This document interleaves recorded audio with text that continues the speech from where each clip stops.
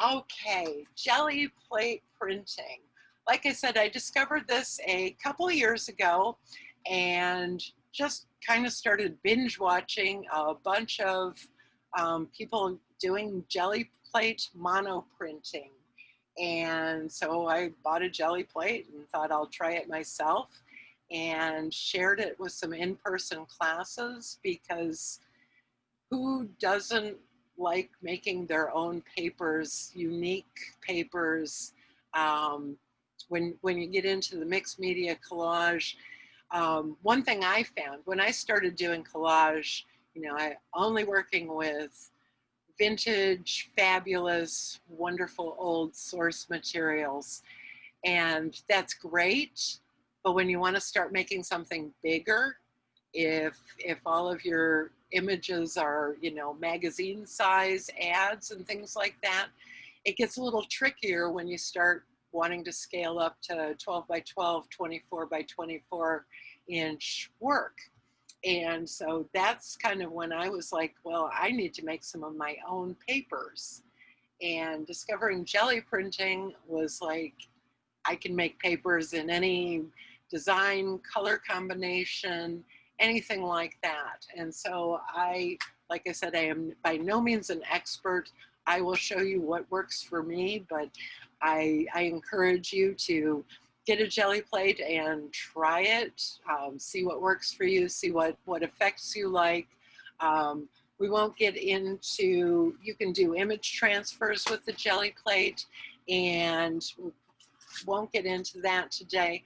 I have, sometimes success and sometimes not success with that. I use Gelli Arts plates. Today I'm going to use a 5x7, which is actually my favorite size. I've got an 8x10 plate and I've got a bunch of 5x7 plates, and I like the 5x7. If I want to make several prints in the same color, same style, I can print multiple pages and just keep doing the same thing over again if I want more. But I find I'm ripping these up into smaller pieces to use in collage anyhow. So I generally use the 5x7. And so if I'm printing on, say, dictionary pages or something, or book pages, I'll either use small pages, or I'll cut them in half so that they fit on that 5x7 pretty well. So I've got a bunch of book pages today and just random paper. I've got some black cardstock because I like how the printing looks on black sometimes, and more book pages. I've got some tracing paper, and I've got some just cheap sketch paper. I couldn't find my big pad, so I actually found a 5.5 by 8.5 inch little pad yesterday at Walmart. It's 50-pound paper. When I started out, I did more of my jelly printing on watercolor paper and 140-pound watercolor paper.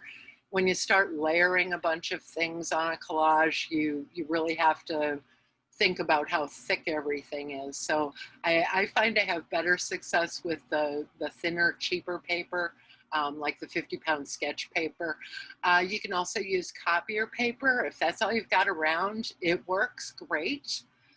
So I've got my jelly plate. I've got some pages to use. I've just got some speedball brayers, just a hard rubber brayer. I've got some like this too, which I noticed the other day. I was doing a demo and this one is really squeaky. So I'm going to try not to use that today just because it makes a lot of noise on the video.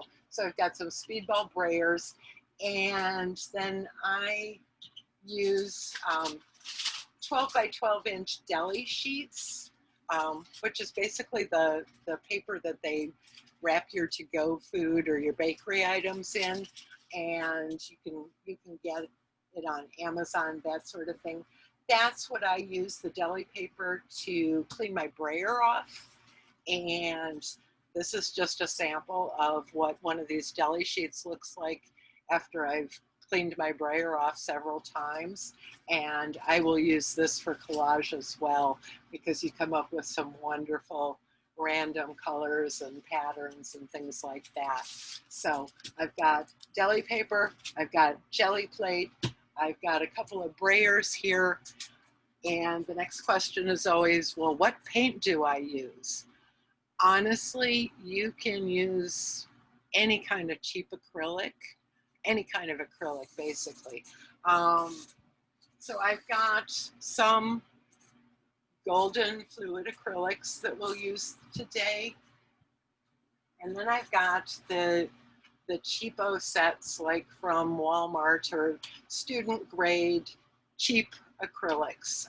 Just have a variety of colors that are already mixed. Just make it easy. And I have some, I've got a friend that does a lot of jelly plating. She's more of a painter, and she's actually a certified golden artist, whatever that means. So she uses golden open acrylics on her jelly plate. Golden open acrylics are a slower drying acrylic. They're similar to oil paints in their working time. So if you find that you need more working time with your acrylics on the jelly plate, if you find it's drying too quickly, you could try the open acrylics, and we'll do a few prints with those. But I've not found it really necessary to use the open. And then another favorite of mine, as I throw things on the floor here, is the cheap craft acrylics. These are 50 cents a piece at the local Walmart here. I don't know about other countries, but they're made by Plaid, Apple Barrel brand, and it's an acrylic craft paint, and they come in a bazillion colors, and they're 50 cents a bottle. So why not try all of those bazillion colors? So those are the basic art supplies for the jelly printing. And you guys, please, if you have questions, like, you know, unmute and say, yo, Kelly, we don't know, whatever. You know, just please feel free to interrupt me, because otherwise I'm just going to talk and demo and keep going here. So these are the basic art supplies. And then the fun part begins with the different things you use to make patterns and textures on the jelly plate. And what I basically do is, whenever I see something that has an interesting texture, I've got a bin that I throw it all in. So we've got your basic corrugated cardboard. We've got this fun cardboard with when you peel the paper off of it, it's got this honeycomb pattern. So we're going to use that. Rubber bands, all sorts of things. We're going to use some rubber stamps. We're going to use some stencils. And I'm just going to get started here. And if you have questions as I'm doing these things, feel free to holler. So I'm just going to start with the cheap craft paint. And remember, this is a 5x7 plate. You don't need a lot of paint on your plate.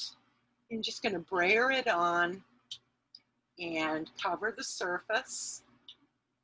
And then what I like to do is just clean off my brayer a little bit on the deli paper. And I'm going to take this corrugated honeycomb kind of pattern. And if you've got a jelly plate in front of you, you know that it's soft like Jell-O. So you don't want to damage the surface of your plate, so you don't want to dig into it with anything. You don't want to etch into it with metal or things like that. But this corrugated, you can definitely just pop it down there in the paint and just put a piece of paper over that. Now, some people will just smooth the paper around with their hand all the way around the plate, and You pull it back and voila, there's our first jelly print. And yes, questions? Yes, I have a quick question for you. So, when I tried doing jelly plate stuff probably a couple of weeks ago, it was quite hot here, probably like you have where you are. And I did exactly what you did. And when you put the stuff on and rolled it, and then you kind of talked to us for a little bit, and it sat there for maybe a minute or so, and then you were able to pull it off. I couldn't pull mine off. It would not come off the jelly plate. And Yeah, and I probably talked too long. You can see that quite a bit of paint did dry on there and didn't pull off. Generally, if you put the paint down and do whatever you're stamping in there or whatever, and put the paper down right away, you should have good luck. The more you use the plate, the less kind of sticky it gets, because if it's too sticky, it's going to be harder to pull both the paper and you're pulling the paint back up off of it. So the more you use it, the less sticky it gets. okay. And I will say, and I generally, for all the classes and stuff like that, I generally only recommend supplies that I personally use or have tried. And I like the Gelli Arts jelly plate. I actually purchased a speedball gel plate for a class that I was taking not too long ago, because I wanted a 12 by 12, and it was like an excuse to buy a new gel plate. And the only one they had of that size on Amazon, which right now is, I don't go to any art supply stores, so Amazon is it. And so the only one they had was speedball. First of all, the speedball gel plate, they tell you is only good for speedball, block printing ink, and a couple other special kinds of paint. I was like, okay, well, I've got some speedball ink, I'll use that. It was horrible as far as the paper stuck to the plate too much. It was too sticky. The ink did not come up. I could not clean that plate to save my life. And the packaging said easy to clean, and I was really disappointed in that. So I can't recommend the speedball gel plate for this kind of application, but I've not had any problem, as hot and humid as it is here, with the Gelli Arts plate.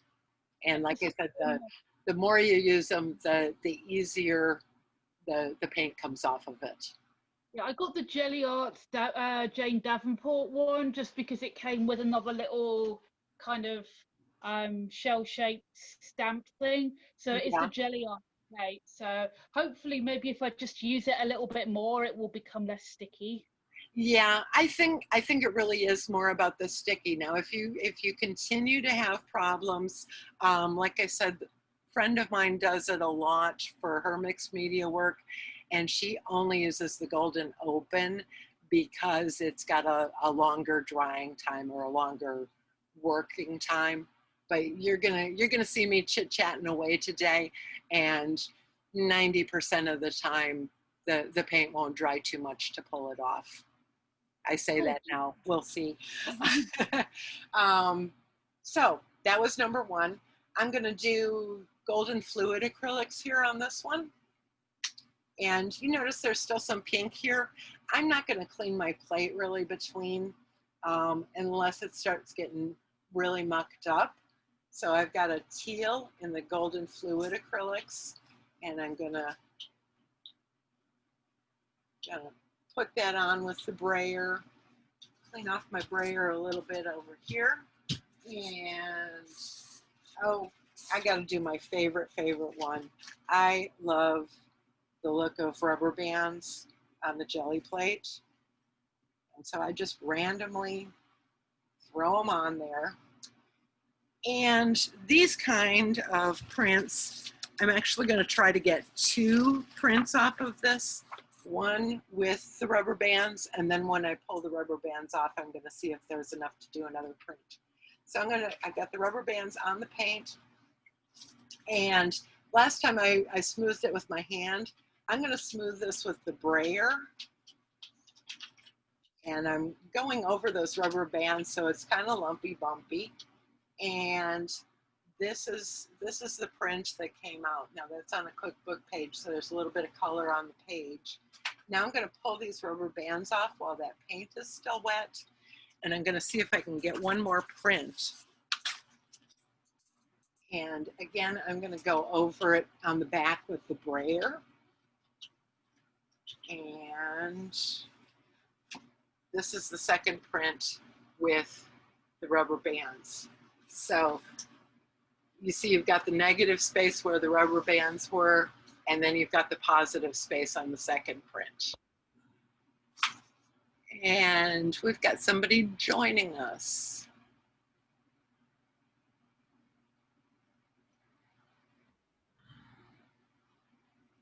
Hi, Julie, welcome.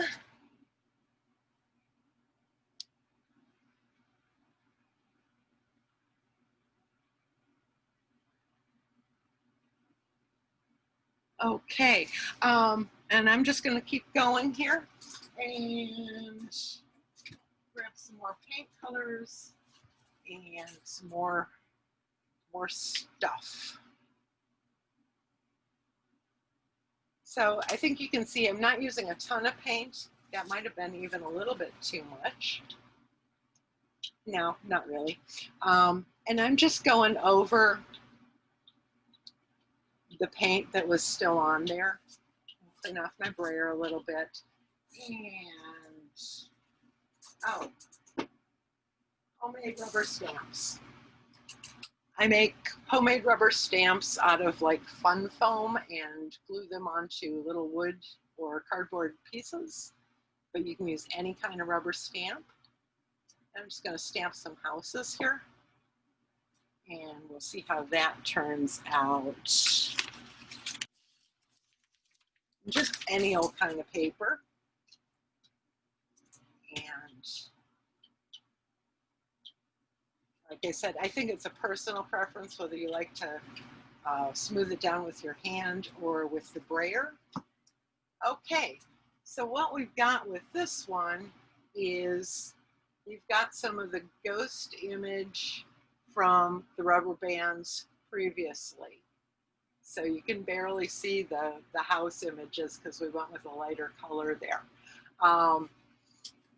Like I said, I'm no expert at this, but we're gonna just keep going. I'm gonna do the teal again over that, and I want to do that house print again, see if that will come out. And at a certain point, I can also clean off the plate if I'm getting too many shadows and ghosts from previous applications. So I'm just going to do this house again.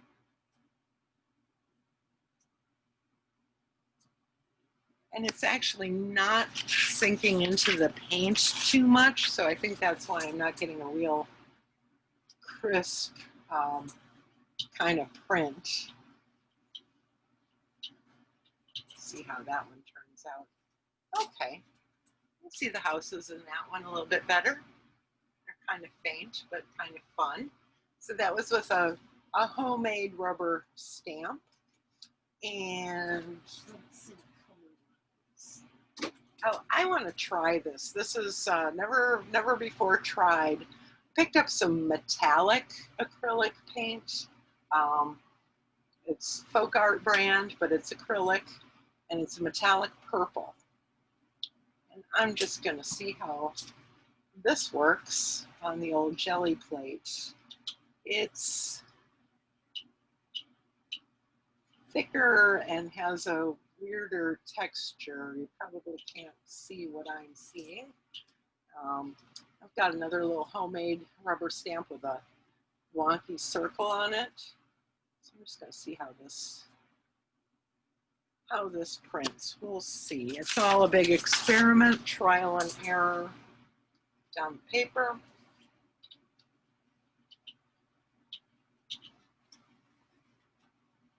that's kind of fun. That's a metallic purple over all those other colors I have on my plate. Now, when you start seeing all those bazillions of colors from previous printing, you might decide, okay, I'm done with those colors. That's when I will take out a baby wipe and clean off the plate a little bit. I'll clean it totally when I'm done for the day, and they come in these nice clamshell packages, and they come with 2 little sheets of Mylar to put on the front and back of it. And it's really important how you store your plate, because if you were to set this down on top of I don't know, a jar lid, a round piece of metal, your plate would get all lumpy bumpy from sitting on it for a long period of time. So you want to store your plate on a flat, hard surface to keep it flat and hard. So those are homemade rubber stamps, and let's do some stencils.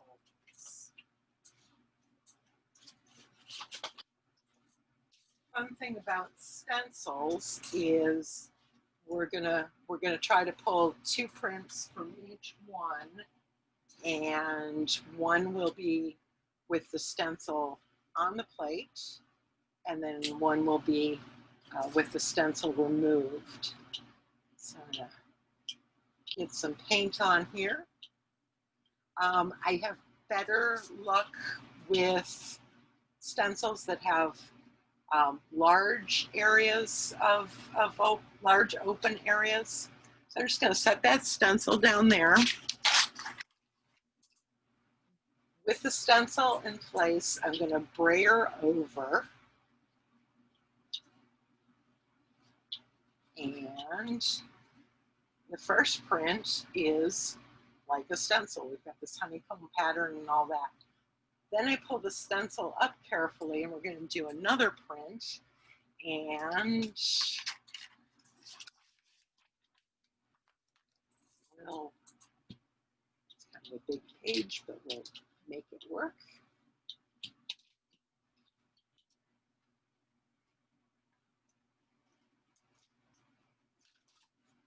So this is the second print. So that's with the stencil down, and then after you pull up the stencil, you get the negative and the positive.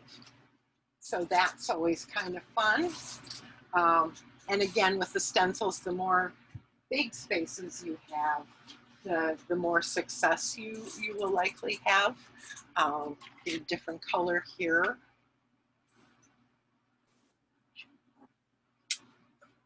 Kelly? Yes. I like your stencils. Where are you getting these from? I get stencils absolutely everywhere I possibly can, but these, honest to God, I think are from Walmart.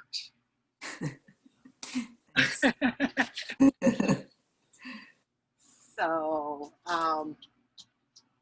I've got some like from the thrift store, like the big expensive fancy ones. This is on black cardstock, and then I'm going to pull that stencil off, and we'll do one more print of that without the stencil. And of course, you know, white on white is, you can't really see it. but yeah, these with the 2 different patterns, I think they sell them in like 6-packs at Walmart. I don't know the brand, but they've got just different geometric shapes. So those are from Walmart. This one's a lot of fun. This came from a thrift store, and it was one of those, you know, fancy scrapbook company, way too expensive kinds of packages, but it was at the thrift store.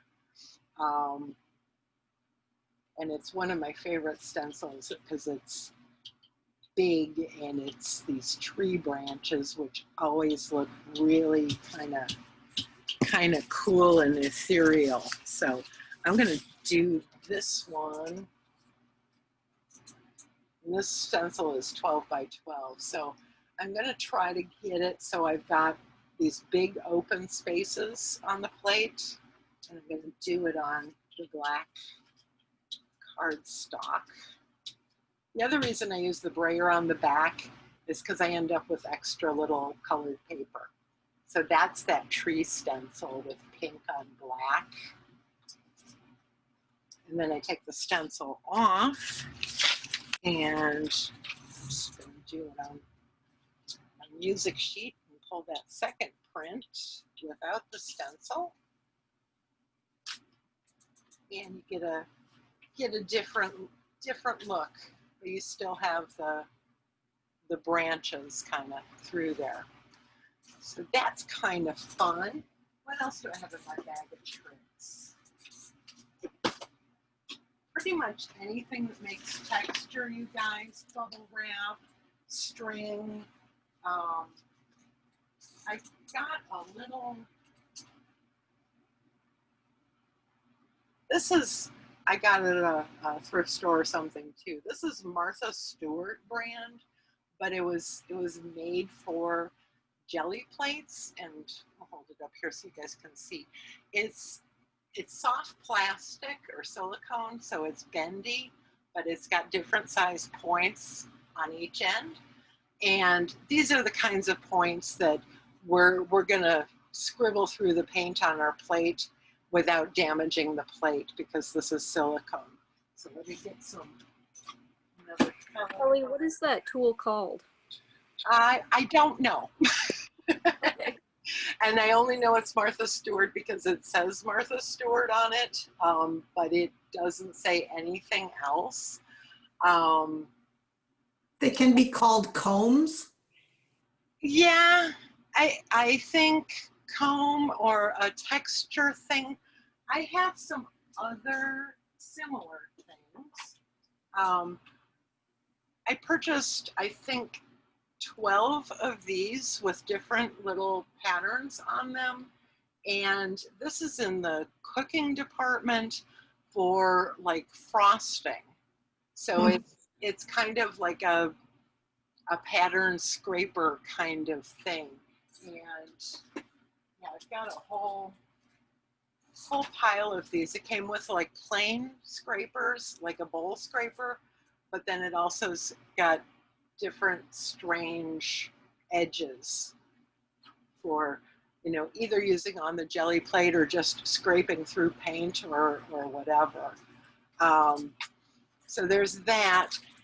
And one other thing that I couldn't find this morning because my studio is an absolute disaster at the moment. There's a tool. It's a square metal tool for doing plaster and drywall, and it's got little square notches like this, and they run it across the plaster or the drywall to give it some edge. They make really cool patterns in your gel plate because it's got these little square edges. So like this, but instead of pointy, they're squares. But I couldn't find that this morning. So we're going to use the little Martha Stewart scraper thing. I'm going to go ahead and use, I said you can use the cheap acrylics, so I'm going to go ahead and use some of the cheap acrylics here. Just student grade, you know, the sets where you buy 97,000 different colors. And get that on there real good. Are you reprinting on your prints? I am not yet, and I'm just going to scribe in here, but I sure can, and that's a great idea, especially like this one that was white on white. I'm going to print over it with the blue, and you get twice as many patterns if you go back and print a second time. So that was with scribing in the paint with this guy. Notice there's still quite a bit of paint on the plate, so I can probably pull another print off of that, either smoothing it with my hand or the brayer. And see, this one is lighter, more of a ghost print than the original one.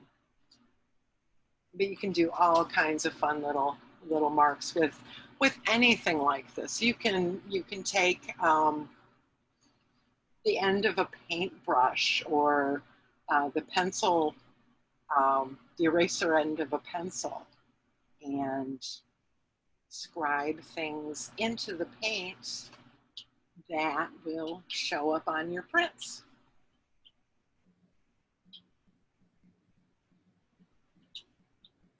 So what have I got here? I've got a pencil, and so I can draw with the pencil eraser or the back of a paintbrush, and some paper down on there.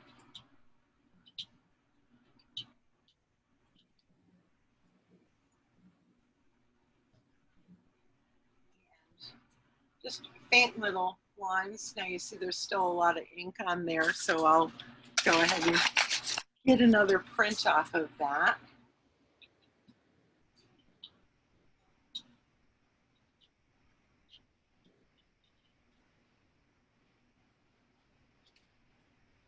And the scribble lines show up better in this one. We've got more paint that came off in this one. So you get a variety of textures and things. And because that red orange is such a dominant color, I'm going to take a minute to clean off the plate again so it's not bleeding through on everything. Other questions or anything, you guys? What do you do with your printing now? Make collages. I've got a couple right here, right in front of me, and this I made a couple years ago. This is that tree stencil that we just used on this paper. This might be, this is a rubber band. Not sure what this is, but this is all Gelli printed papers. And this right in front of me is all Gelli printed papers. Some of them are just real subtle lines and textures in there. Very nice. This white line right through here, I'll show you how to do that. Throw that on the wall again, and the white line.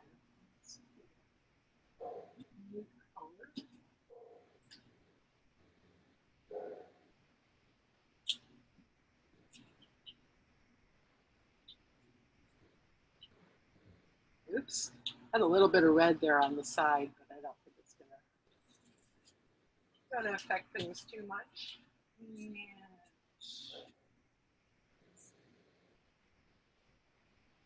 And take some yarn. You can use yarn, you can use thread, you can use string, twine, anything like that. Lay that on your plate. And again, like with the rubber bands and the stencils, we'll try to get 2 different prints out of this. So one is with the yarn on the plate, and that's how you get those white lines. It's just the paper showing through. And then I will take the yarn off of there and pull another print.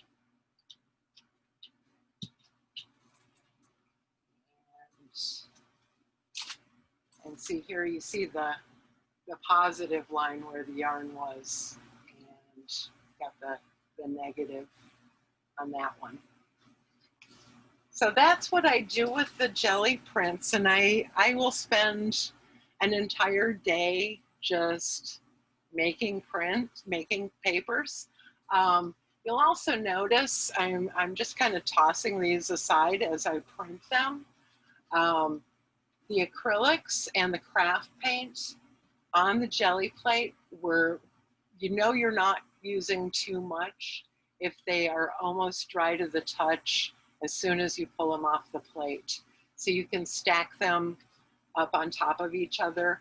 Sometimes you get a little bit too much paint on there and it'll be a little tacky for a while, but generally if you're using the right amount, you can just stack them and they dry as you're going. Let's see, let's try this. More colors. I just try every color there is today.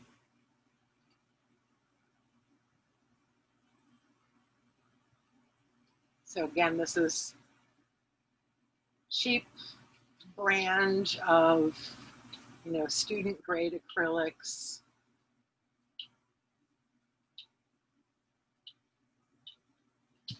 And I've got an alphabet stencil here with letters on the plate.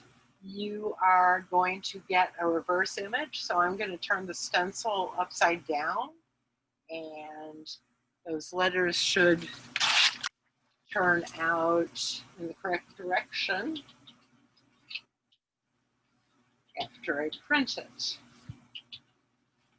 So we've got our stenciled letters there, and then I'll take the stencil off and pull another print.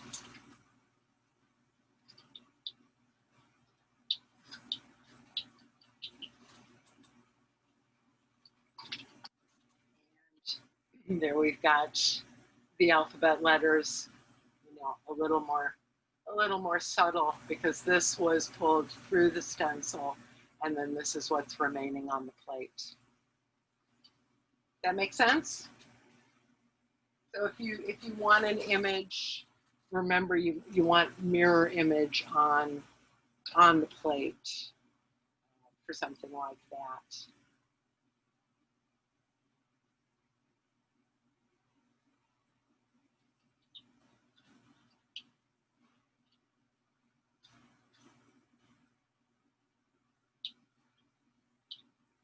There's still quite a bit of the green underneath this blue, so that will probably show up with whatever I put on here.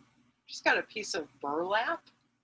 Now this, I know I'm not going to get any paint through because those holes aren't that big and it's really wrinkly, but I'm going to try to press the burlap into the paint a little bit.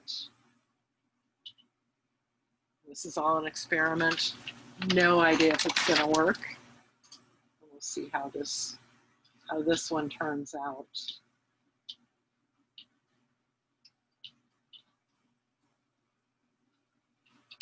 Yeah, so there's the burlap.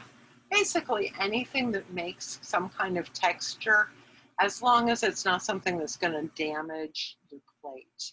And if you don't have a Gelli plate yet, they're squishy like Jell-O, and so you can almost tell by looking at them that you would hurt them with a sharp object. So I'm going to get the green off of here now, and like I said, easy to clean.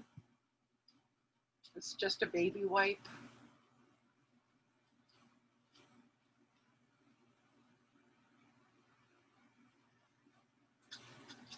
See what other goodies I have.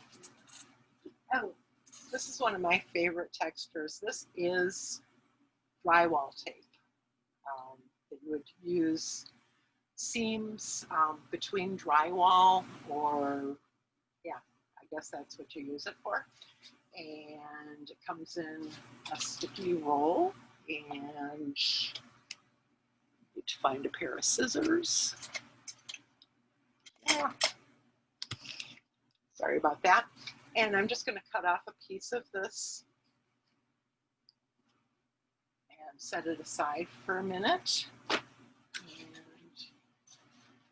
some more paint on here.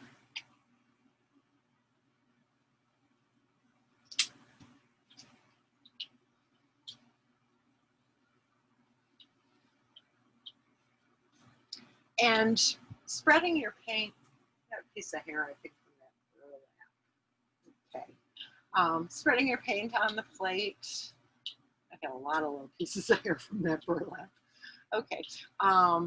It's just a matter of getting used to how much paint, and you go back and forth until you get kind of a smooth surface, a smooth coating of the paint. This drywall tape is sticky, a little sticky on one side. So I'm going to just put that sticky side on the plate, and I'm going to brayer over it just to get that pattern into the paint. The holes are really too small for the paint to have come through if I tried to do it like a stencil.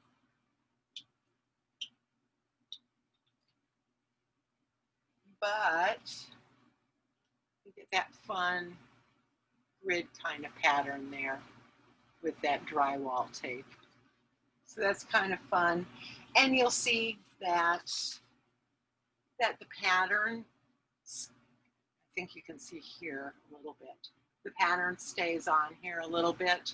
So as you continue to do prints over and over, you'll get some ghost prints from previous things that you've done. And I'm okay with that. I mean, if you want to clean your plate between every color or between every texture, that works. Or if you want everything to truly be one of a kind, that works too. I got all sorts of little pieces from that burlap.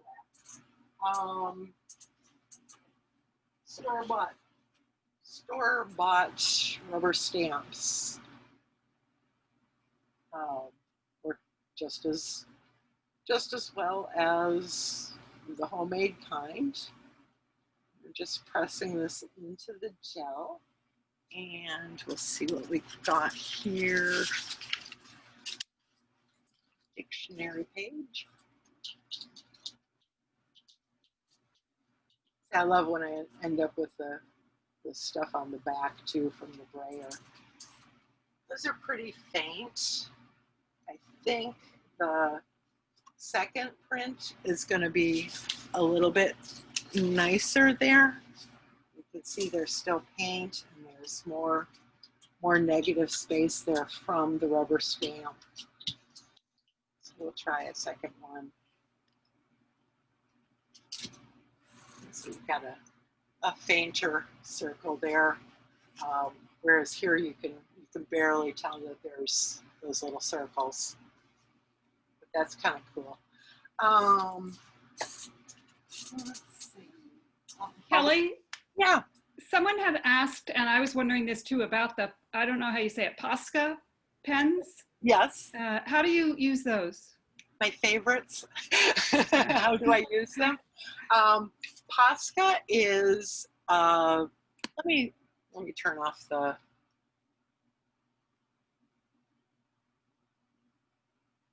oops.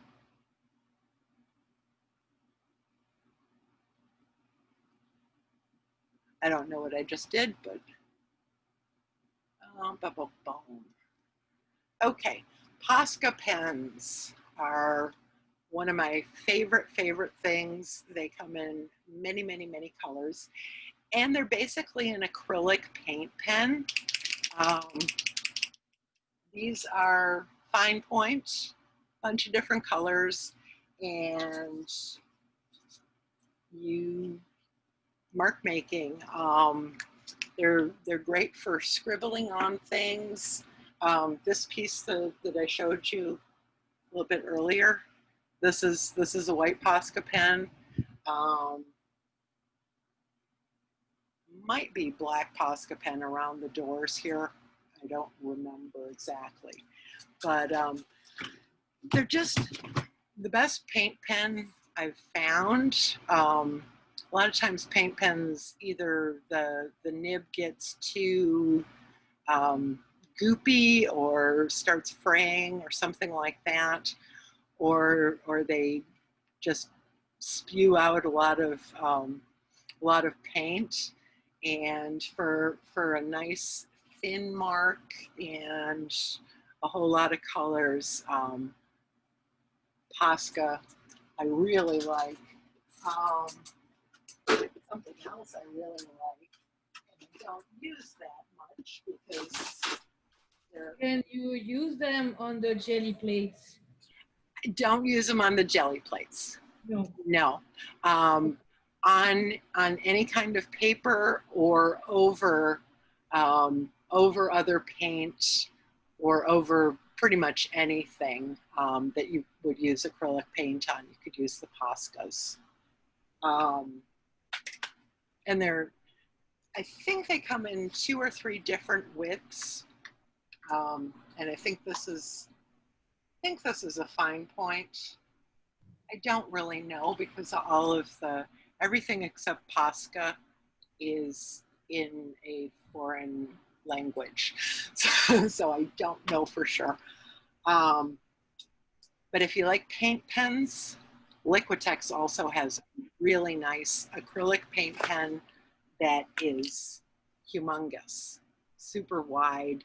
And if you want to get into really bold graphic kinds of things over your work, but again, not on the jelly plate. Jelly plate, you're going to want some kind of either fluid acrylics or tube acrylics, or even I've used the what do they call these? The high flow acrylics, which are a lot thinner than your normal acrylics. These work on the jelly plate. It's a little trickier. I think your acrylics, like your craft paint and your other acrylics, or the golden fluid, have a little bit more substance to them. These are seem a little more watered down when you put them on the plate, and it's harder to get full coverage. Other questions? You have a technique that you use toilet paper rolls for? Oh, yeah, toilet paper rolls, of course. Let me get my toilet paper rolls out. Let me put the other camera up again.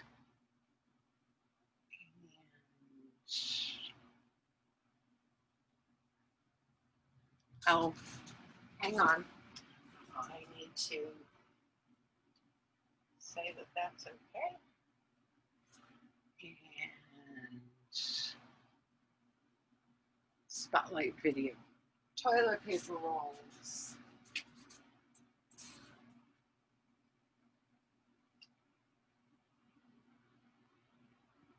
I think the first thing I ever did with the jelly plate was made homemade Christmas gift wrap one year with red and green paint, craft paper, and toilet paper rolls.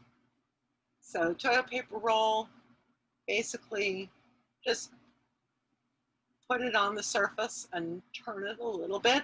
You can also pull it a little if you want more bigger circles or strange circles. You can overlap them. And let's see how that one turned out.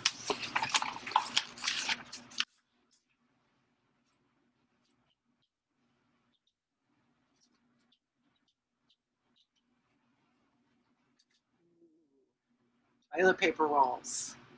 That was worth the price of admission, right?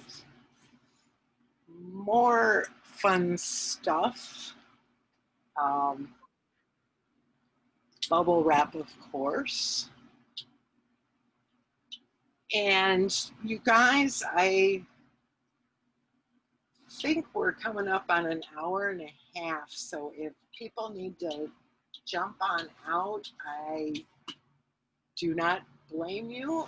And if you want to stick around, I'll keep talking and doing this for a little bit. Entirely up to you. But I'm so glad you were here today.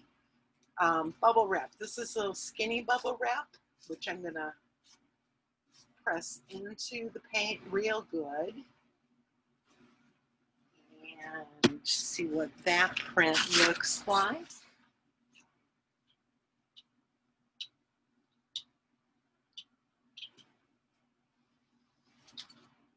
There's bubble wrap. And we'll probably get one more print off of that, a little bit fainter.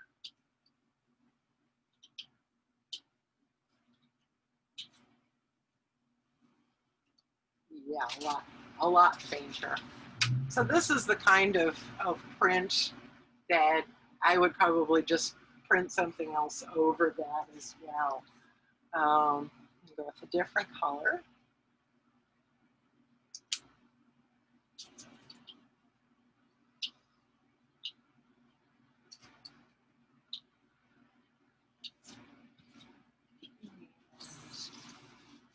Big fat bubble wrap here.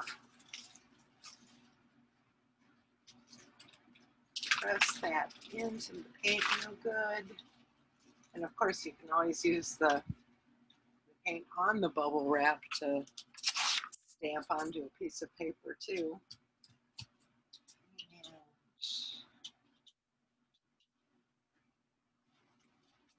there we go. That's the big fat bubble wrap. So, what do you guys think? You gonna jump in and get some Gelli plate stuff going? How would you Yes. do multi-layer prints with different colors? You can do that two different ways. And one of them would be, you know, take this and print a different color, different design right on this. Like I said, this dries super fast. I just pulled this, it's already dry. Or what we can do is, see how that paint is on there still in that pattern. That paint's gonna dry, and I'm gonna keep talking for a couple minutes.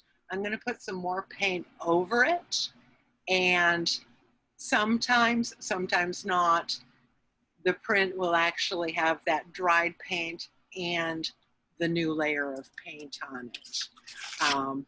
That's one of those that it gets a little tricky and you never know exactly how it's going to work. But let's go ahead and try that.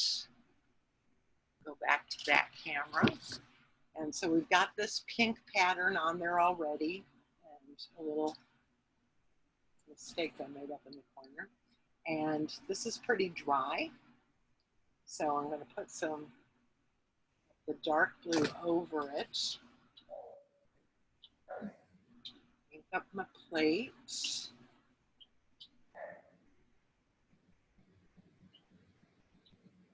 And I'm going to take some plastic wrap, like saran wrap, plastic wrap, you know, the stuff that sticks to itself like crazy. And I'm going to get a big old sticky mess of the plastic wrap and just press that into the paint. Get a nice little pattern going there. And clean piece of paper, and we're going to hopefully pull up that pink paint that's dried on there on top of the blue paint that we just put on there. And a little bit more pressure on the brayer. And that actually turned out pretty good. We've got the pink in here, and there wasn't much left on the plate, but that's dried. And if you think about the layers, the pink was on the plate, it dried, then we put blue over it. And so when we put the paper on, the paper's gonna have the blue and then the pink on the top layer of it. And then you can also see the fun little pattern with the plastic wrap there. So that's what I do for a 2 or 3 color print. Let what's on your plate, the residue, dry a little bit, and then put another color over it. More questions? I'm gonna look and see if I totally missed stuff in the chat. I came on late, and you may have already said this, but do you use a soft or a hard brayer? These are the soft one. Okay. Yeah. I've got, these are Speedball, and I've got a, ordered one that had 4 different heads. One of them's a really sponge head, which is fun for just like throwing some paint down on paper. But these are the rather firm. I think they're the soft one, but they're rather firm. Okay. And any kind of brayer I think works. Even like those hard ones for pressing down the wallpaper edges, that would work. Or again, you can rub on the back of the paper with your hand or with something else just to pick up all of the ink that's on the plate. And you can apply what however you want to the plate. I've watched students put ink down and place it on their plate with a brush, like almost create a painting, and then do one of the texture things and then pull the print. So it's, you know, there are no rules. You can try any variety of things and see what effects you like best. And I suggest like spending half a day just making papers, and then, you know, you will have, I mean, in just the past hour, I've got this fabulous stack of papers that I can make bazillion collages out of. And I can go back and I can say, well, I really liked that color on the black paper. Let me do some different patterns like that. Or I really like that color, or whatever. Also, thank you. Also, and this maybe for another class or something, a friend of an artist, a art teacher had said that she has used pictures from magazines. Yes. And I just don't know how would that work? It's not an actual texture or anything. It's counterintuitive. I'll go ahead and clean off my plate, and I will attempt to do a magazine transfer. It really does work with the Gelli plate. It is a little trickier as far as amount of paint, humidity, temperature, what kind of magazine. The more you're around collage, the more you're going to realize that different magazines use different kinds of ink and different kinds of paper. And let me see what I've got here. This is going to be a total experiment because I couldn't even tell you what magazine this is that this came out of. But we're going to try to do a print, basically an image transfer on the Gelli plate with this image. And I'm going to pick a light color. I don't know what. No, I'm going to pick a dark color. We'll see what happens here. I have no idea what the results will be. I've got to barn red.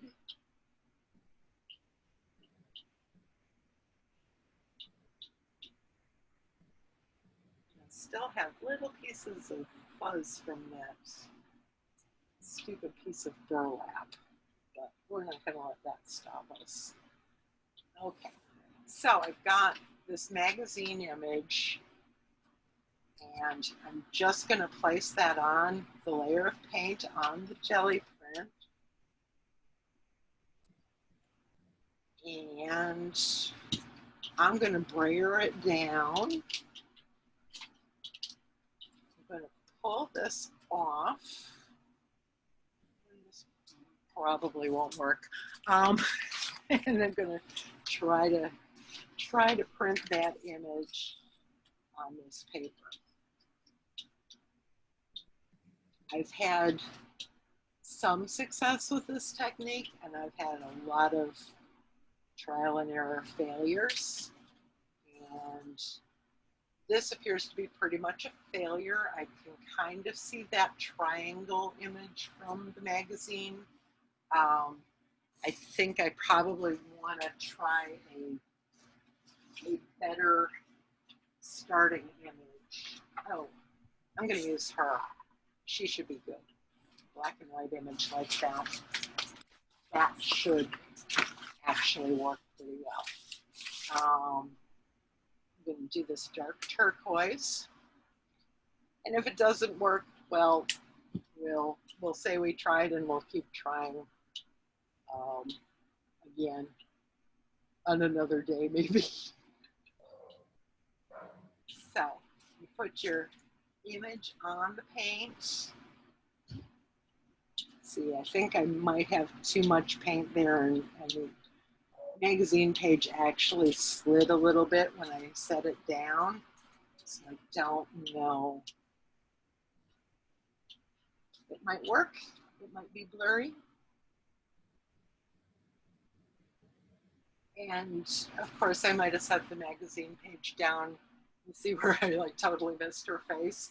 So we're going to make a print of her neck, but I think it might actually turn out okay.